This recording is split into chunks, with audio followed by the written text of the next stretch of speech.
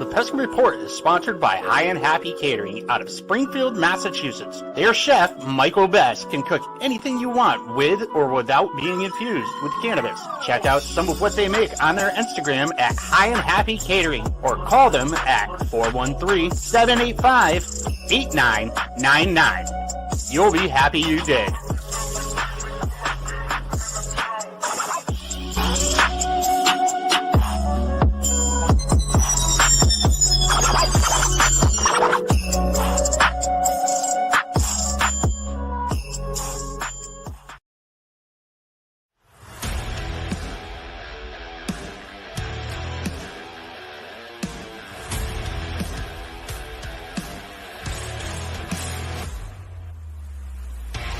Welcome to the Pesky Report, a podcast for Red Sox fans.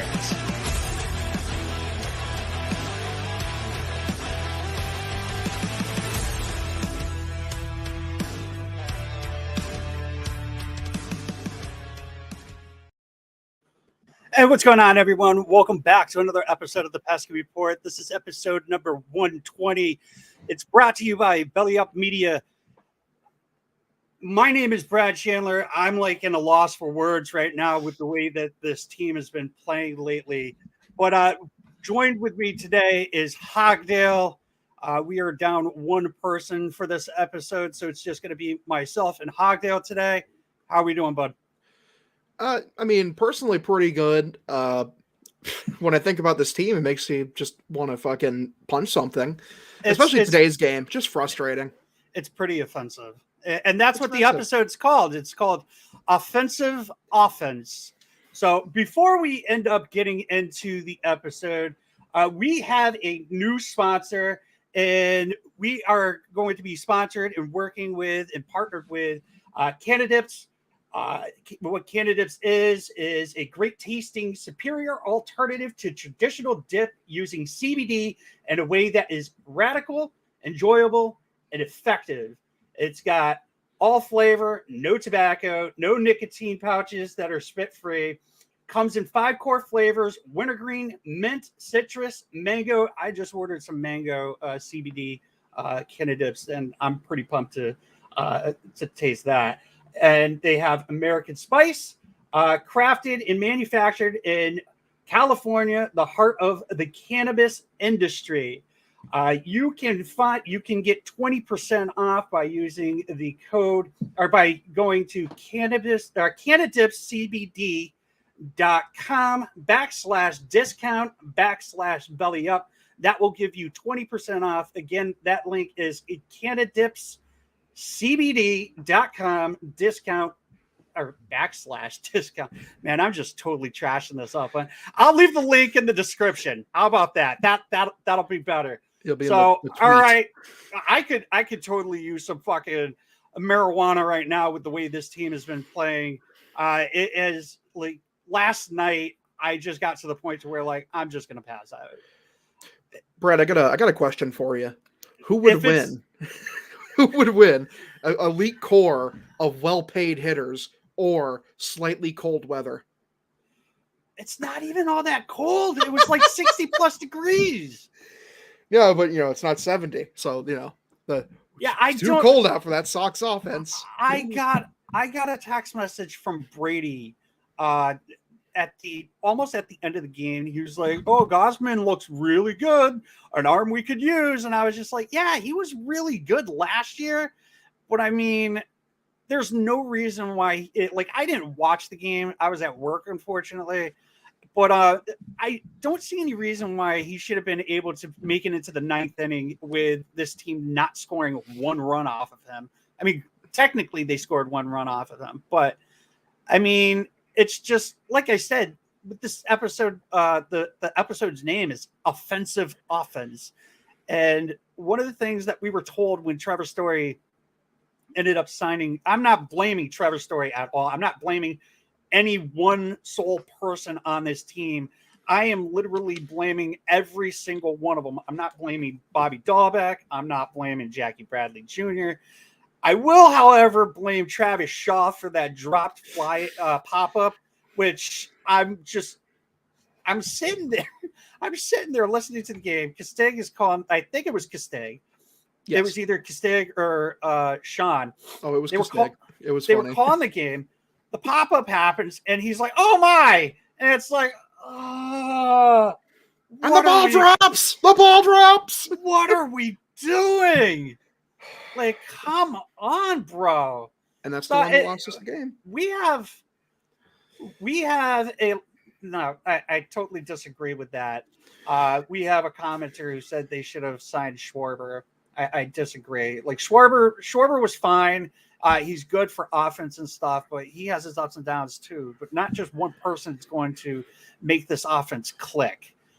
They have to click all together. That's really what it is. And that's the thing. It's like no one is clicking. I think the only person who's actually hitting is Verdugo. Raffy's hitting too. Yes. Yeah. It's true. like those two. I can't believe I didn't say that. Yeah, but Verdugo's been notably hot. Like, he's been smoking balls lately. I guess like just say like the only one hitting. You kind of expect Raffy, so it's like, yeah, Raffy's definitely hitting. Xander hasn't been too bad either. He's really heated up the last few games. He's not amazing today. He's starting to get his shit together as well. Which, to be fair, like, Gausman is a great pitcher.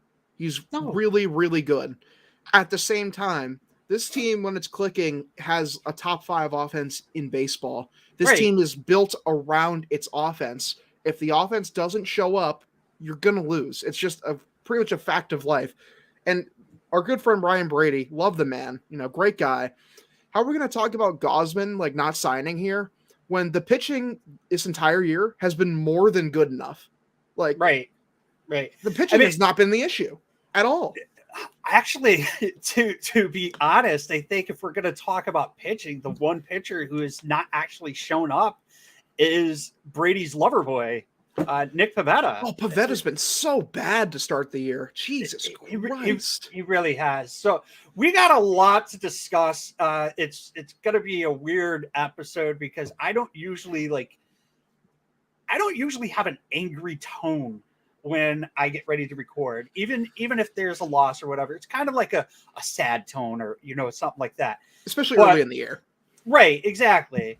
I mean, how many games are we in? 9, 10, 12? What? I think 12, 13? 12 or 13. Yeah, I think it's 13. I think we're 6 and 7.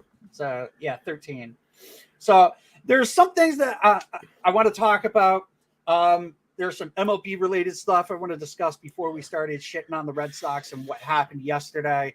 I know that you are very, very pissed off about the whole situation that happened at the ceremony yesterday. I feel like everyone is, and everyone really should be. There's a lot of people out there that are pissed off about it. And then there's other people out there that are just like, oh, how can you blame them when, like he was offered the chance? But we'll talk about that.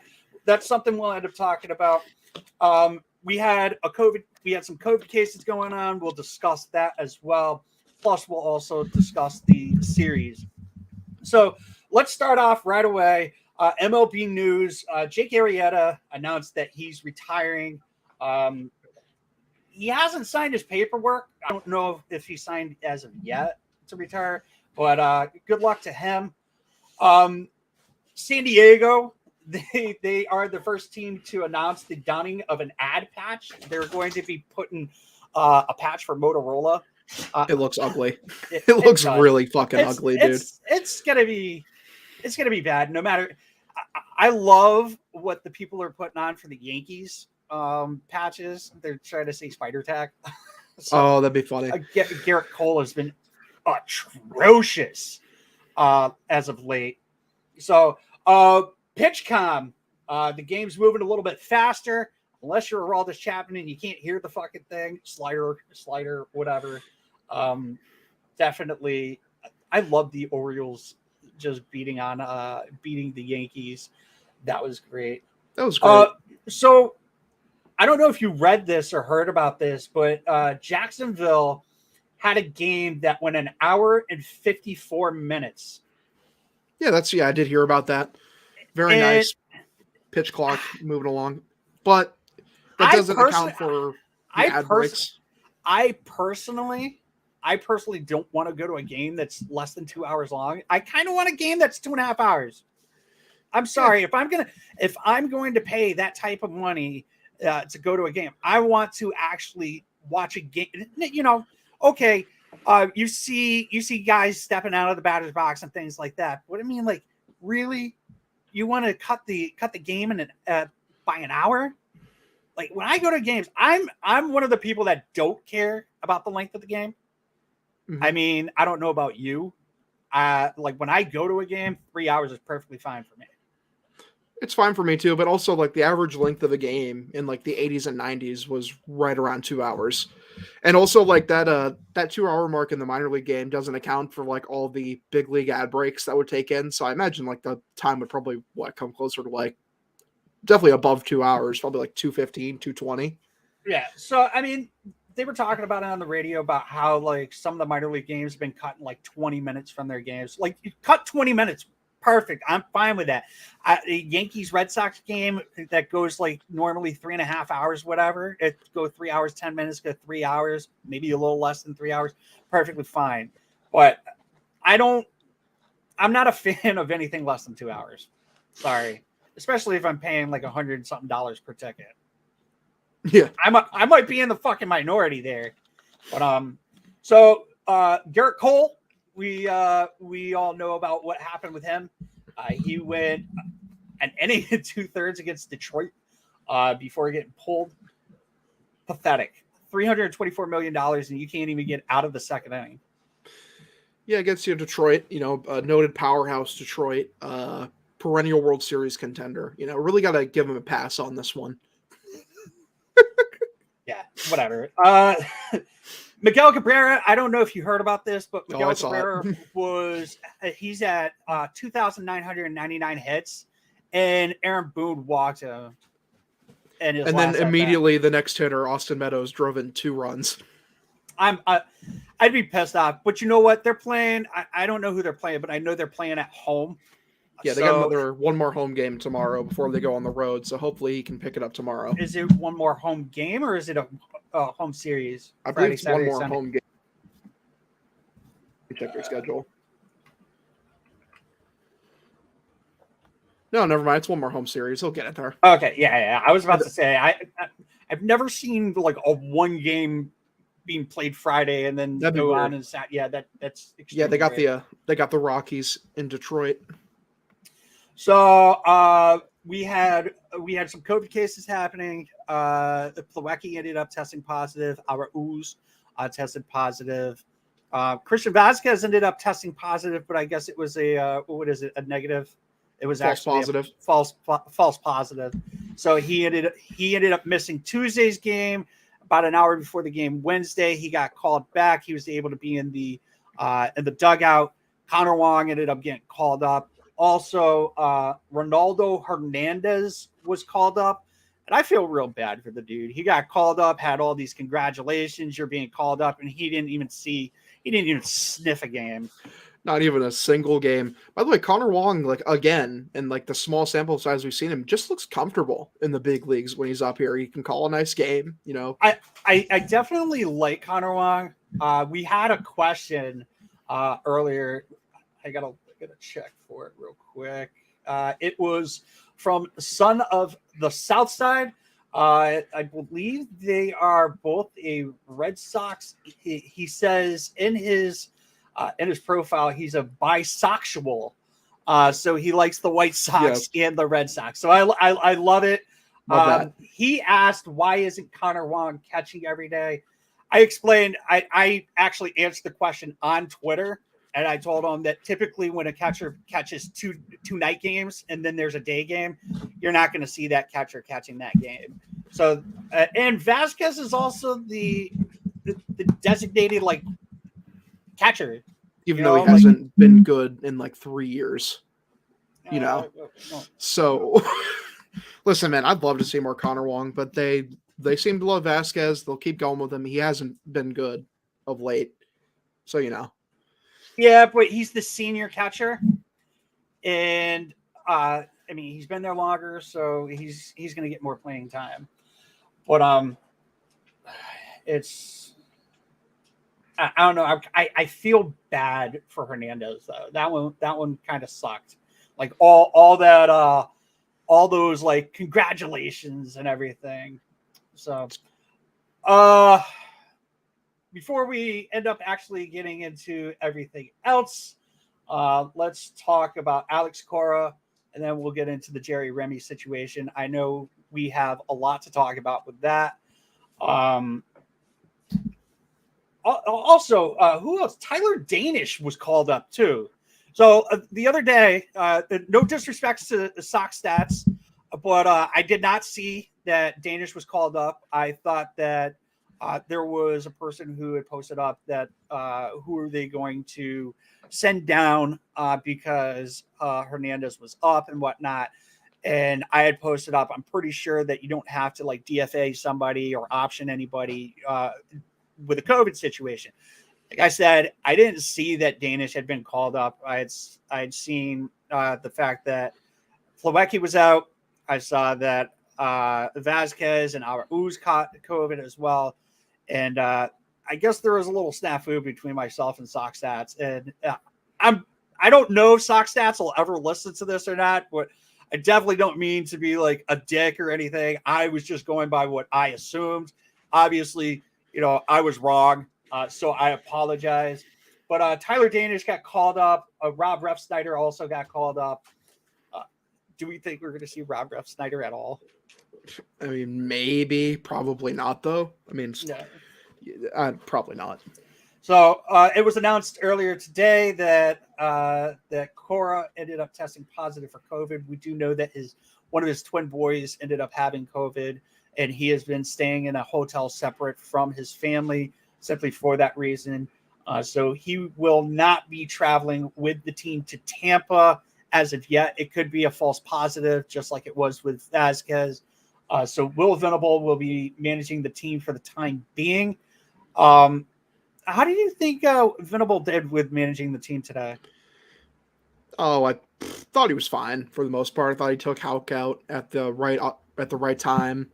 The Brazier move, he's going on Alex Cora's trust meter, or like for some inexplicable reason they like Ryan Brazier. He got out without any significant damage, but he didn't look good again.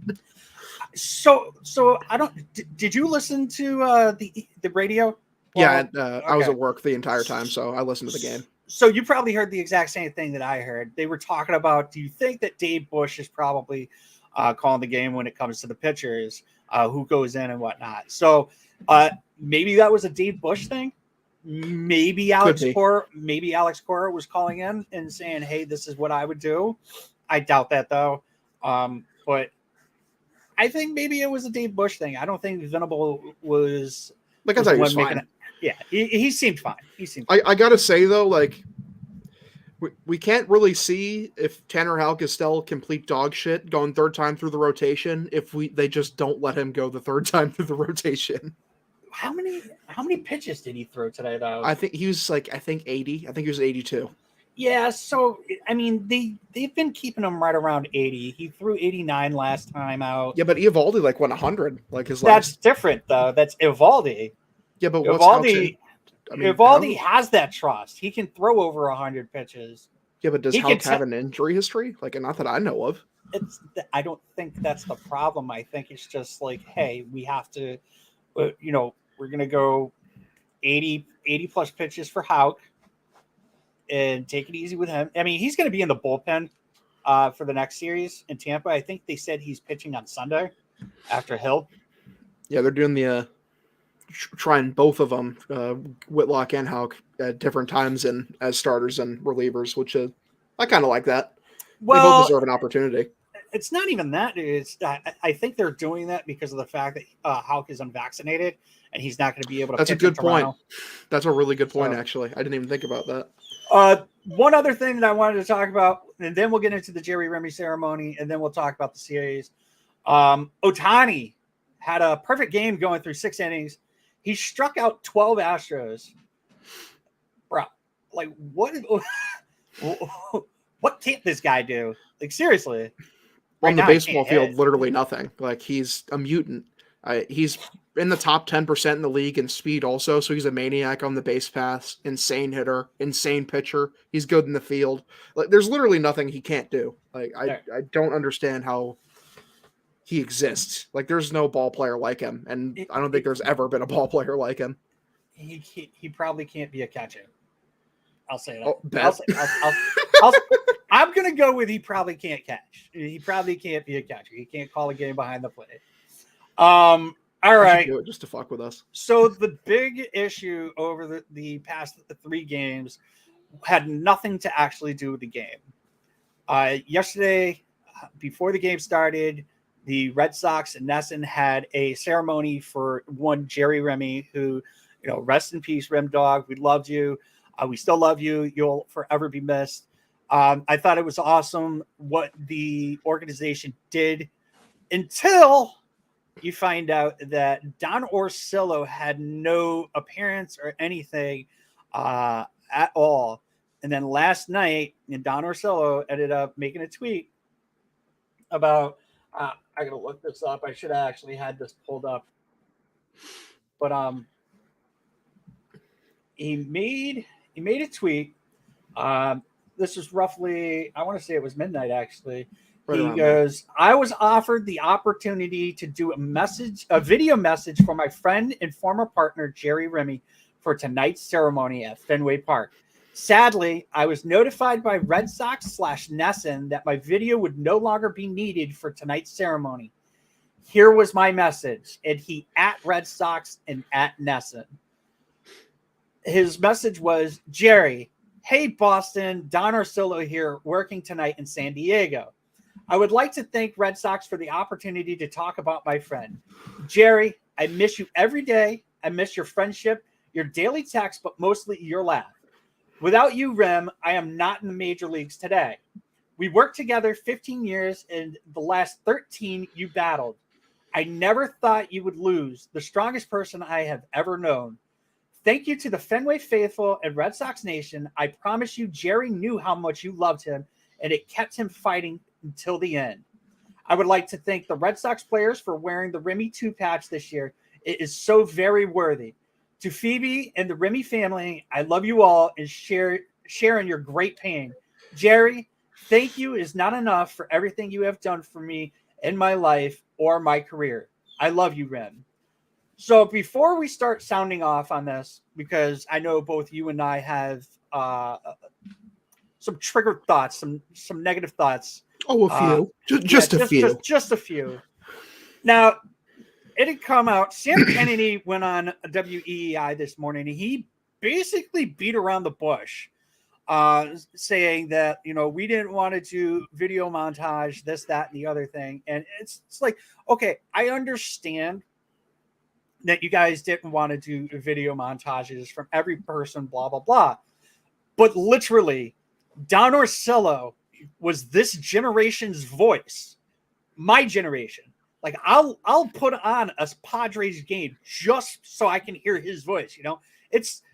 I don't know about you, but I think Orsillo has like one of the most soothing voices. Like, listening to him, Remy, or Castig, I can listen to that. So when I'm watching the game and I'm watching this ceremony, I expect something from Don Orsillo. It was nice to see, Jenny Dell, Garen Austin, and all them other people that showed up as well. But how long do you think that video would have been? 30 seconds? 30 or 45 seconds. And also, like, Don Orsillo is not any person. He's Don Orsillo. When you say Jerry Remy, who's the other person that comes to your mind? It's Don Orsillo. It's not Dave O'Brien. It definitely isn't Dave O'Brien. It's fucking Don Orsillo. So, I mean, literally would have taken 45 seconds at tops. And even if he took his time, a minute, they literally gave Sean McDonough like 20 minutes to read whatever he read. Like, it was definitely deserved. It was touching, There's some other players. There was some other people on that out on the field I would have rather, heard from. Sean McDonough, no disrespect to him at all. But, man, I would have loved to hear from, Yaz, Fred Lynn, Dewey, come on. in 45 seconds. You could not let a dude have a 45-second video and show it up on the board. You know damn well that crowd would have went off. So I'm going to let you sound off, and then I'm going to freak my shit over this. This is the single biggest unforced error that John Henry and Warner and all those fucking goons up there have had since they let Don Orsillo walk in the first place. This is another slight. People got on Don for posting like at midnight and exposing this, saying like, you're taking away from Jerry, you're making this about you. This is such a obvious slight. You expected him to say nothing? Are you insane? Really? Dude, it's Bush League. It's clown shit. When you hear Jerry Remy, you think Don Orsillo. What's the first thing you think of when you think of Jerry Remy outside of Don Orsillo? I mean, just like in general, like the pizza call, yep. The tooth. Who was in the booth for both those with him? It's fucking Don Orsillo. Yep, boot grab. Yep. Dude, I can't explain how Bush League this is. It's an unforced error. Didn't need to be done. And the excuse, like, well, we didn't want to do a video montage. Even with that, why didn't you put it up on the Twitter? You could have just put it up on Twitter and Facebook, Instagram. If you did it was so impossible to accommodate Don Orsillo to put the game. You could have just posted it on the social media. I really just don't know what to say, dude. It's like so obvious that these guys are still holding a grudge on him. Like, and for what reason? And Will Fleming, who, we love Will Fleming on the Red Sox broadcast, but when he talked about Don Orsillo like he's fucking Voldemort saying the broadcaster could have showed up, I mean, he has a job on the other side of the country. Come on, Will. You're better than that. Yeah, I heard that, and I immediately shared it with the group chat, and I was like, "Are you fucking kidding me?" And we love Will Fleming; he's great. Yeah, absolutely. I personally, I think that was probably one of the worst takes he's ever had when it came to anything to do with WEI or broadcast or whatever. For me, I was pissed. Like, I watched that ceremony because I wanted to, I teared up. It was pretty touching and whatnot. But imagine how everybody would have felt if, Don Orsillo had a video montage. You know damn well that if David Ortiz was like, "Hey, I'm gonna do a video for Jerry," okay? Great. And they literally would have been like, "Anything you want, Poppy. We'll set up production and everything. We'll give like $1 million production for like a 30-second video for you." And they couldn't give 45 seconds to this guy who 15 years of his life, he has been classy about the situation. He said he didn't want to talk about it. He's never brought it up. He never talked about it or anything, talked about it publicly or anything like that. And the one time that they could have made it up to not just Don, but imagine like the fans like, holy shit, dude, you told everybody that you wanted them to watch this and be in their seats by 6:30, this, that, and the other thing. You brought all these other broadcasters on. You brought all the other sideline reporters on and whatnot. I love that. I loved everything, bringing out all these people and whatnot. You messed up. You fucked up. You really did fuck up. And the biggest thing is, Brad, it's like they just didn't add him. And like, what, they expect us just not to notice or not care? Do you think we're fucking brain dead? Like, genuinely. Is there any organization like who's as tone deaf as like what the fans want to see is the Boston Red Sox? Like, genuinely. Holy shit. So I'm going to read you off a tweet that was posted at 10 o'clock this morning. It was by Gordon Eddies. I believe that's how you say his name. He is a part of Bally Sports. Yep. He's a Bally Sports contributor who's been it says Bally Sports contributor who has been to ball games at 54 major league parks. It has worked in Chicago, LA, Atlanta, Fort Lauderdale, and Boston. Oh, he's been everywhere. Right. So he made a post. He goes, asked if Sox regretted not using Don Orsillo video. Red Sox CEO Sam Kennedy said no. that he thought club appropriately celebrated Rem's life, which of course they did. It was great, but given the special Orsillo Rem bond, I wonder why they didn't use it at some point in the game. I agree with you 110%, 1000%. If you're not going to use the video, like they told him that it's not needed. It's not that like he didn't just. Yeah, that's like, an underrated part. That insulting, just insulting. Yeah. Jesus. Oh my God. So like I agree with you. I believe that NESN, Red Sox, very, very vocal on social media. They should have posted the video. They should have been like, yes, send us the video. If we have time, we'll show it. If not, we'll post it on our Twitter and all of our social media platforms. But they didn't even do that. And that right there is probably the most, I think this is the most pissed off I've been at the Red Sox since they let Don Orsillo go. Dude, it's just classless. Like clown behavior, Bush League. What the fuck? You got to imagine. You got to imagine when he goes and does a national baseball game. If it's in Boston, I wonder what that's going to be like. Man, I just don't know, man. It's such an unforced error. Like, just put the video in or put the video on Twitter. It's really not hard. Like, it's just insane to me. They thought like that Sox fans just wouldn't care or notice. Like, mind blowing. Even though like literally every comment section ever, like under a Dave O'Brien home run call is, where is Don Orsillo? Why is he still not here? I still love the fact that we're getting more people to be like, oh, Monaco is better than Dave O'Brien. Yeah, that's starting to catch on. Him? Yeah, I'm very happy about that. I am too. And I believe, I don't know if it was Sox Stats or Boston Strong has been posted about that as well. So very pissed off about the whole Remy ceremony and not using Don Orsillo. But, let's not forget, it really was about Jerry Remy, his family, things like that. Very fucked up on the situation. A big flub.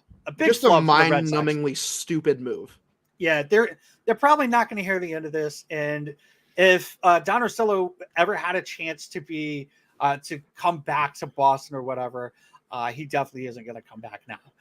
So, yep. You know what? Maybe we should get on to some lighter stuff.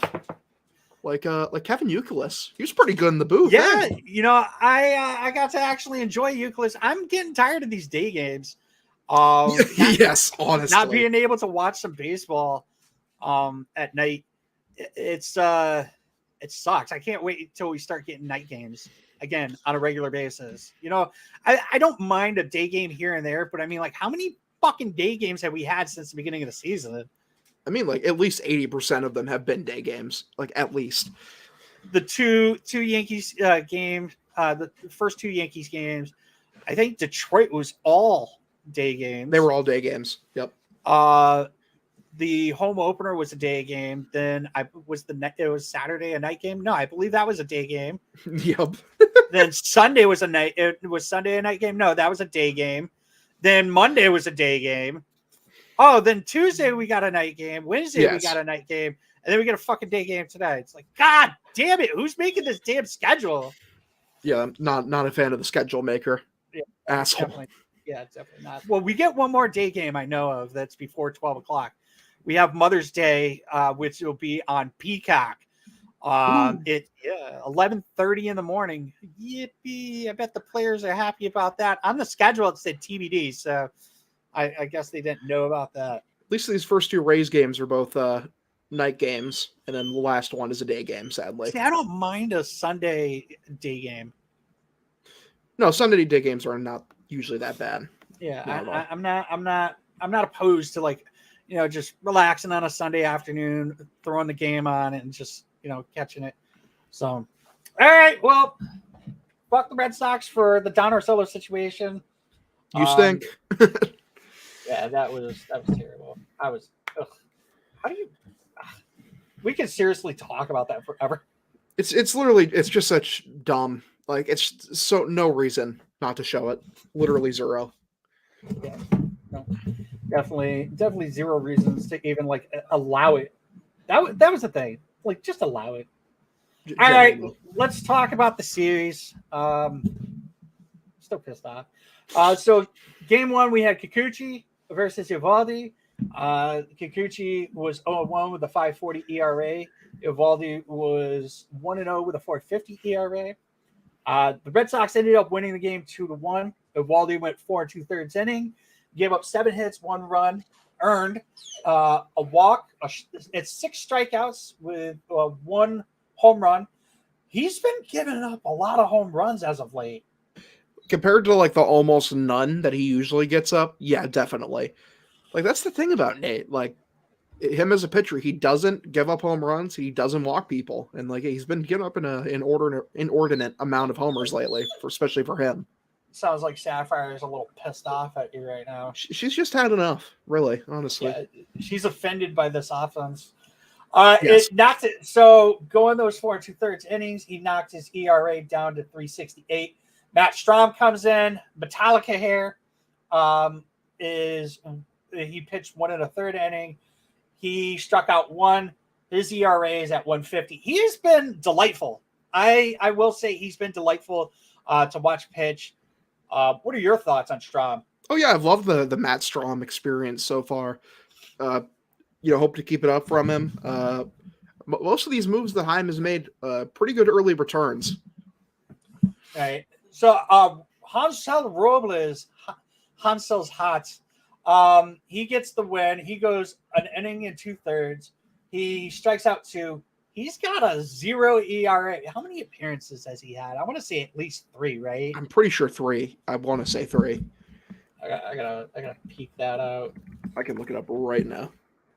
Baseball reference. Hansel Robles. 4. He's made 4 appearances. Oh, 4 appearances. So he's got 4 games, 1 save. He's pitched 5 innings. He's got a 0.6 WHIP. I'm for a guy who barely got any time in spring training. Good. We had Big Deke.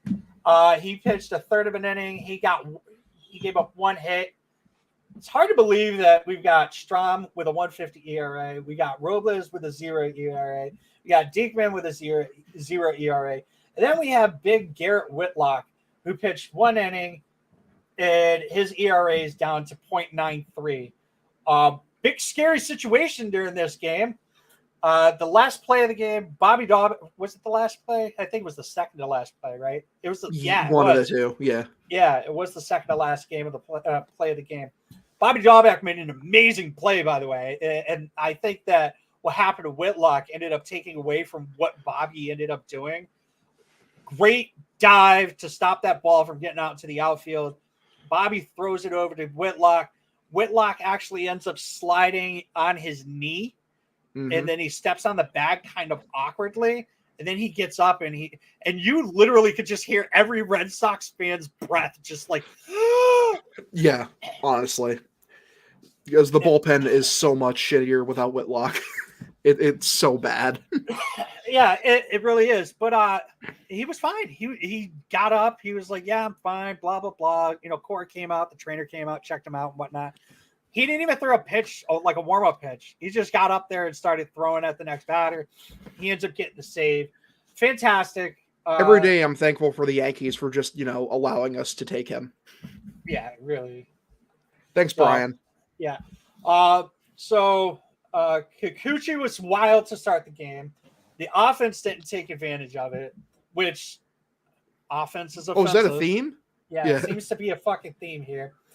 As the game progressed, he still really didn't have it, but when balls were put into play anywhere near him, he was basically a gold glove pitcher at his position. And that was annoying. That annoyed the shit out of me. It was like, let a ball get past you, asshole. Like, fuck off. Yeah, literally. Kike and Story, they looked pretty decent at the top of the order. Devers played good defense and is always fun to watch at the plate. He ended up breaking his bat during a swing. Then he slammed it on the ground. Yeah, he was frustrated. He was pissed. He ended up breaking his streak. I believe he had a 15 or 16 game hitting streak. This is like going into last year. Yeah, this was the first game this season. This was the first game this season that he didn't have a hit. Damn. Yeah. I'll say Raffy's been pretty good to start the year. Yeah. Connor Wong looked really good behind the plate, framing pitches and whatnot. He's just natural back there, effortless. Right. He's a catcher. He does some infield. He plays some infield positions as well. But he also Wong got the winning sac fly. So it was nice to see the young guys contribute when they were given the opportunity. 100%. So, anything on game one? I'm tired of the offense. We won that game, and even still. Yeah, when we talk about the offense, just be like, I am offended by this offense, or the offense is offensive, because that's the name of the episode. Looking at this offense, I feel like a 40-year-old Karen who sees something done slightly wrong. I'm literally just yanking at my pearls, oh, I'm offended. Oh my god.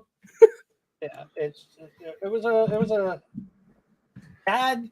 Bad. It's definitely bad. It. Yeah, it's definitely bad. All right, game two. Nick Pavetta just looked like shit. First inning, he looked really good. Second inning, he looked like total dog shit. He looked pretty fine until he literally hung a curveball right over the heart of the plate, and it got fucking smashed for a 2-run ding-dong. So, and then it all just unraveled from there. So, in this game, we had Berrios versus Pavetta. Berrios was 0-0. He had 11.81 ERA. Pavetta was 0-2 with a 9.39 ERA. Looking at Berrios' ERA, it's like, the casual fan, whatever, you're going to look it up and you're going to just you're like, oh, there's literally no reason why we should not be shitting all over this guy. The Berrios is actually a pretty decent pitcher. He's really good. Yeah. So it's a little inflated because he had a bad game against the Yankees. Whatever. But Pavetta just didn't help at all. The one thing that I took out of this, and I did a little bit of research on it, or I looked it up. I didn't do research. I looked it up. Nick Pavetta had 12 swing and misses in that game. Jose Berrios had 8. And Tyler Danish had 7. Huh. That's encouraging. Yeah, that is kind of encouraging. All right, let's go over what Pavetta did, what the Red Sox team pitching staff did. Pavetta surprisingly went 4 innings. I believe he had 59 pitches within the second inning. So being able to go 4 innings pitched. It's a miracle he got to 4, honestly. Yeah, exactly. So he gave up 7 hits, 5 runs, all of them earned, 4 walks, and 4 strikeouts. And he gave up 1 home run. His ERA jumped up to 10.03. Then they put in Phillips Valdez, who went 2 innings, gave up 1 hit. He struck out 1.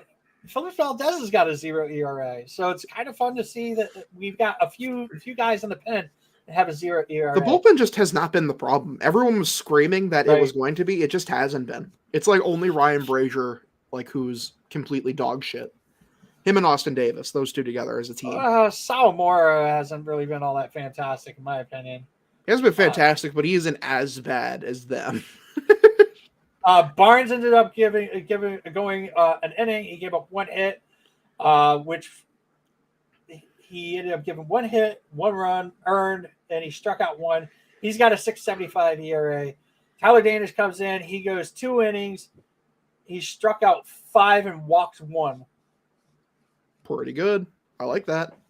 JD Martinez, he was taken out of the game with a left adductor tightness, which I think they were talking about it in our group chat. It's like an inner thigh. Yeah, I think so. And really, it sunk my fantasy team. So thanks a lot, JD. Thanks for getting hurt. Tight adductors can cause knee pain, especially seen in runners. The function of the adductor muscles is to pull the thighs together and rotate the upper legs.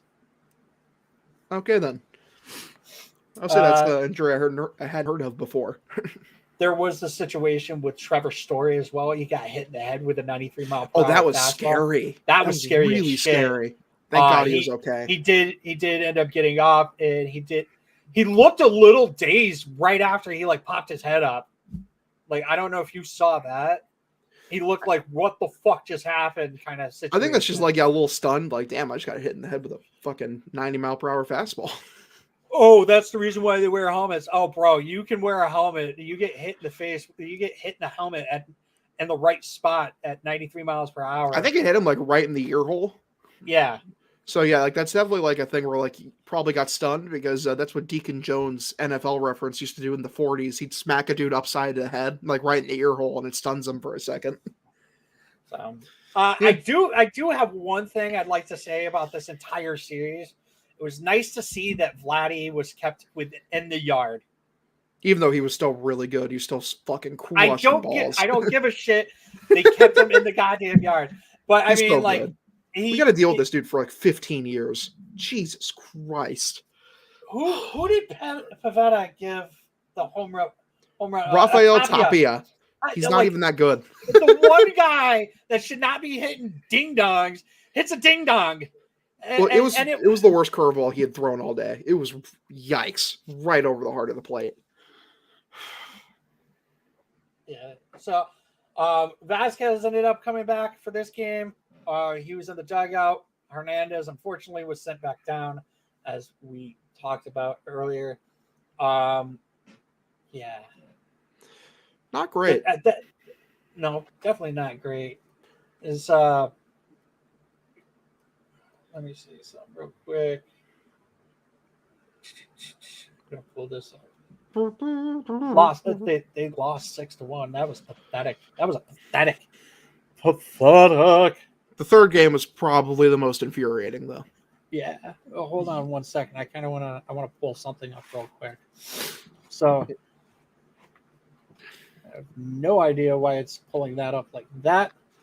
But literally, the Red Sox got 10 hits in last night's game and got one fucking run. Oh, yeah. It was infuriating. That's the thing is, they were hitting Barrios like just fine. They just could not drive any runs in. Like they just could not do anything with Risp. Anything. Dahlbeck had a ball hit at 100 miles per hour off the bat. Verdugo 101. Xander 100. Connor Wong had one that was a ground out. It was a 103 off the bat. JD Martinez had one, the double right before he got taken out, 104 off the bat. Like they were hitting. They were hitting. Alex Verdugo had one at 108. Yeah, Rafael Devers had one at 109. Kike had one at 107. I mean, they had these bats that were like these at bats that were at the exit velocity was like really good. Like Devers doubled. His was an expected batting average of 840. So it's like the nerds would say, oh, unlucky, unlucky at bats. But also the situational hitting was non-existent. No. Like it just wasn't there. It was a rough watch. Like Barrios is a good pitcher, but like they were hitting him. They just didn't hit him in the right spots. Okay, so I'm in this other chat, and anyone know? To be honest, Shaw needs to be DFA'd. Rather sign Moreland or honestly send Casas up. All right, so I'm gonna take a real quick left turn here and talk about this. I love Casas. I spent a lot of time watching him last year with Portland when they would come to Hartford. And Casas, great batter, fielder. He's okay. He's good. He would be good enough for us at first base. I think the infatuation with Casas is a bit too much. Hot take here.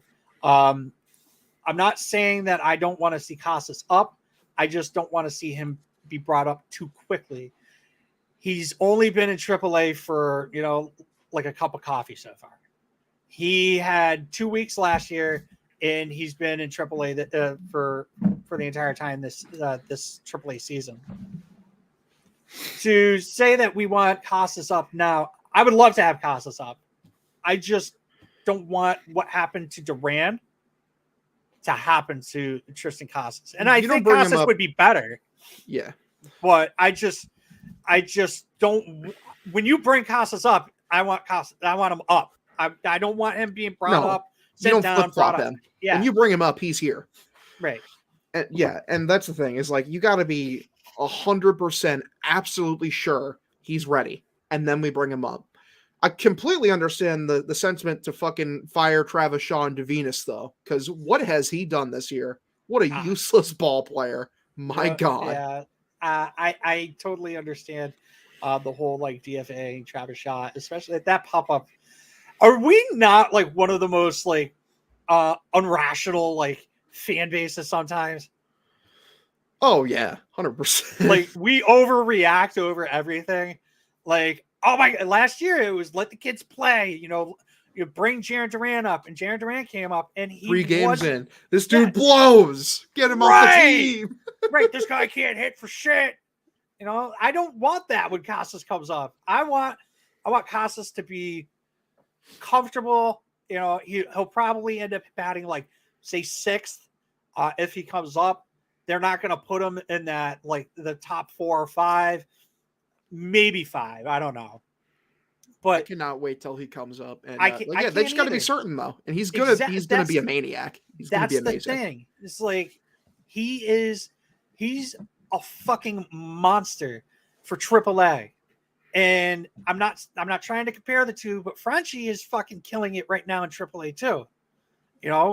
And there's Frenchie can't fucking keep up with the fastballs and whatnot, the breaking balls and whatnot for major league pitching. I don't want that to happen to Casas. I don't think it would, but I think we need to be a little bit more mindful and like, fired Dahlbeck into the sun. He's fucking useless. It's like Dahlbeck hasn't even been that bad. Like honestly, his offense hasn't been great, but I just got done saying like unlucky at bats, but he's had a couple unlucky at bats. I mean, he has struck out kind of a lot. There's another thing that I wanted to talk about.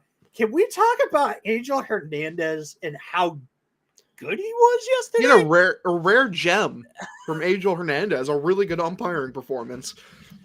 Obviously, we get this information from I think it's at Ump Scorecards, one of the best baseball resources like on Twitter. Definitely give them a follow.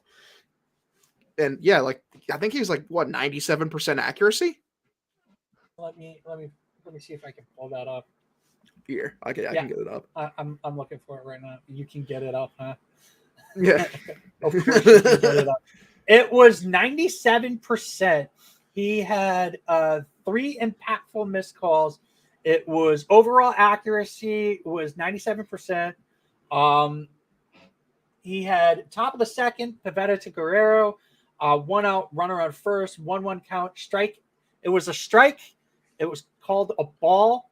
Bottom of the 7th, Meza to Verdugo, 1 out, runners on first and second, 0-0 count. Ball is called a strike. Top of the 7th, Barnes to Kirk, 2 outs, runner on second, 0-1 count. Strike is called a ball. His called ball accuracy was at 98%. Called strike accuracy was 95%. 2 of 99 called balls were true strikes. 3 of 62 called strikes were true balls. So, sorry. Great performance from Angel. Yeah. We don't like Angel Hernandez, but I mean, like, and another thing I want to talk about is when he calls people out. Have you seen that? Oh, yeah. He does this. It's like he's trying to get the trucker to pull the fucking horn. Yeah. Like, what are we doing, dude? I've never seen an umpire do that. It was just like,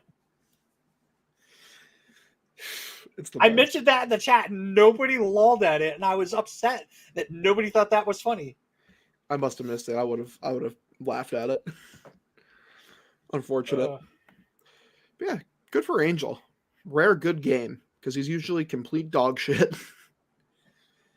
Oh man! All right, let's talk about today's game and fucking call it. Jesus Fuck, do we have to? Yeah.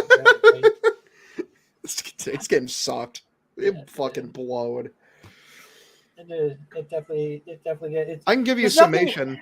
The Red Sox were fathered by Kevin Gausman, who threw 8 shutout innings and then gave up 1 hit in the 9th, which I believe came as an earned run because the closer allowed him to go home. He gave up 7 hits throughout the game, but just ugh. I mean, Gausman effortless for him. The Sox offense nowhere to be found. They were on the milk carton. Definitely. The offense is offensive.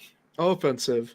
Offensive. They finally decided to show up for a little bit in the 9th inning, but it was effectively just a very rude cock tease, which then got brought back into a harsh dose of reality as JBJ rolled over to the first baseman and the game ended. Yeah. So that was cool. Great game. Houck ended up going 5 innings, 3 hits, 2 runs, both earned, a walk, 4 strikeouts. His ERA went up a little to 3.21. Brazier comes in. Anytime I hear Brazier's coming in, I automatically have a headache. You're hyperventilating. Yeah, right. Two-thirds of an inning, 2 hits, 1 run, earned, a walk. DFA him.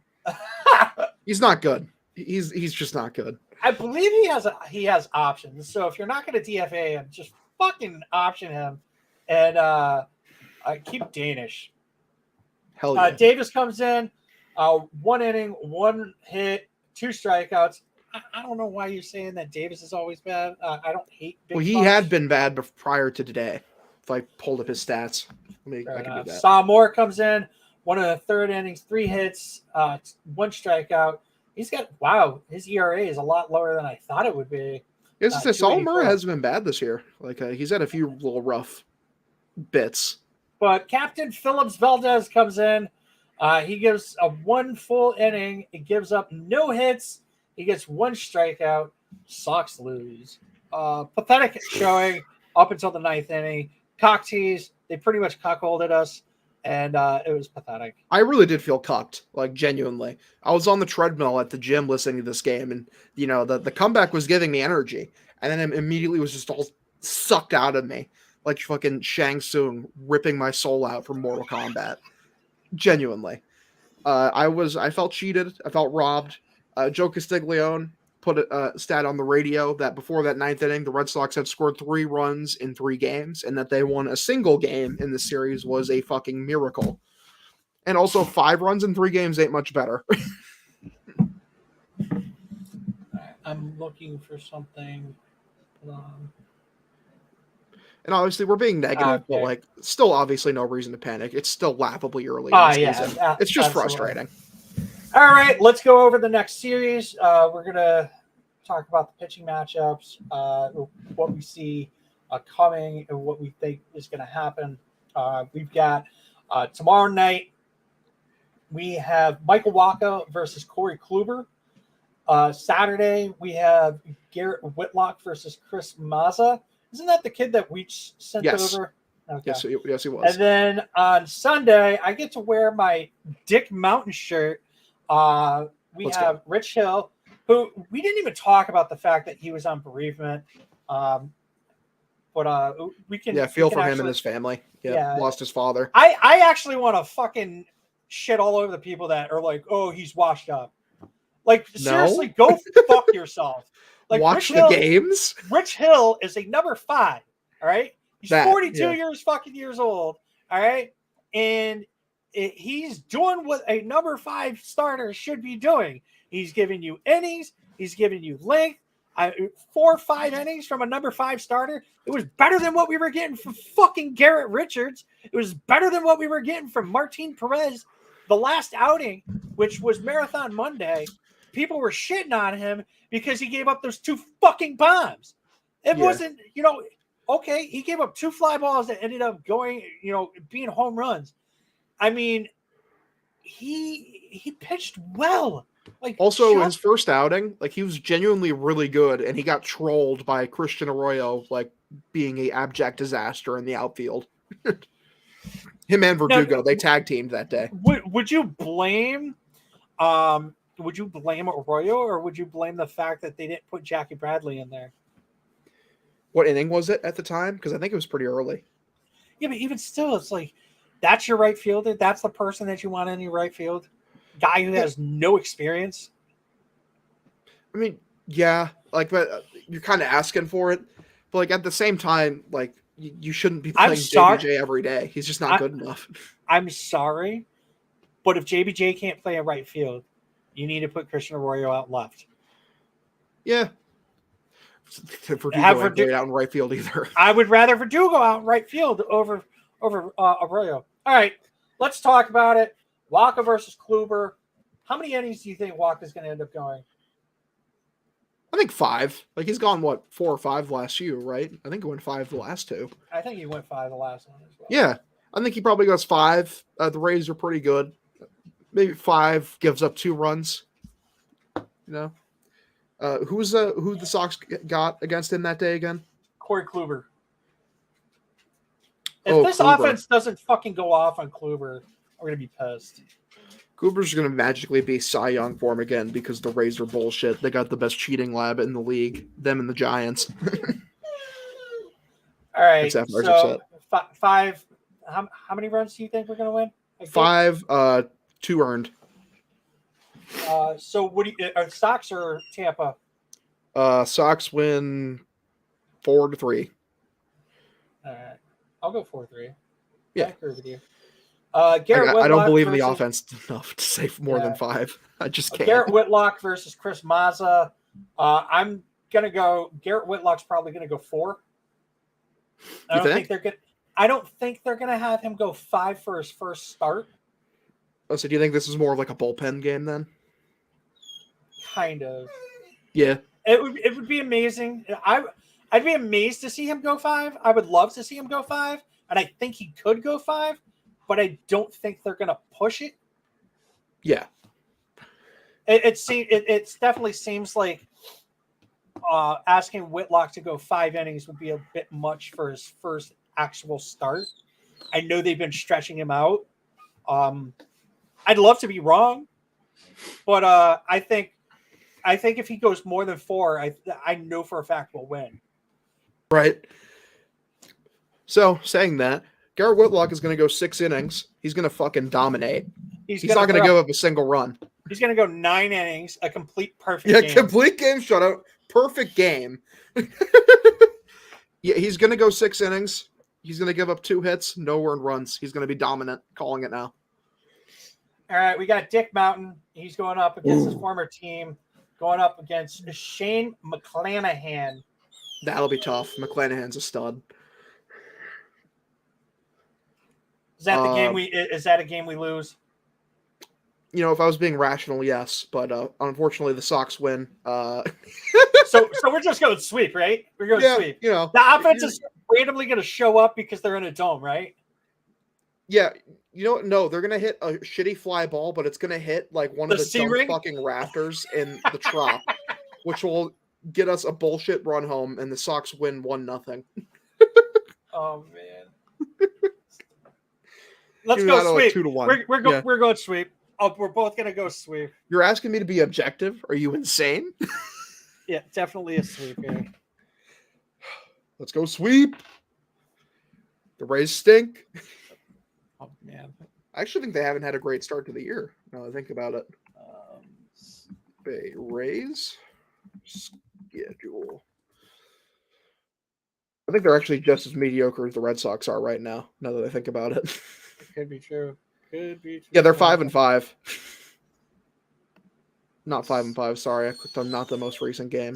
They're 7-6, so they're inverted of our record. Yeah, we're in 4th place. We're 2 games back. Yankees are a game back. Toronto's in 1st, as expected. They are. The Mets are just insane, huh? The Dodgers are too. They're 9-3. The Mets are 10-4. Good for the Mets, dude. I know Scherzer's been insane, like as he usually is, even though he's ancient. All right, we just got a question that came in. What would that be? We got this guy that keeps trolling about Bobby Dahlbeck and how terrible he is at first base. He's really not that bad. Come on. He's not that bad. He actually had a really good game today at 3rd. Yeah. He said my thoughts are if they had a competent first base, they would have tied that game. So what about Kike and Dahlbeck hitting worse than he is? I don't know. Who are we talking about here? I mean, Kike had a rough start to last year as well, so I'll give him some time to get it together. Bobby also, another guy who had a rough start. This team might just be full of a bunch of guys who just need a month or two to get going, and then they'll be insane. I mean, Story's been pretty good. He just hasn't hit for power yet, which I know will come. Yeah. All right, man. You got anything else that you'd like to add? The Red Sox are classless. They suck. Go Sox.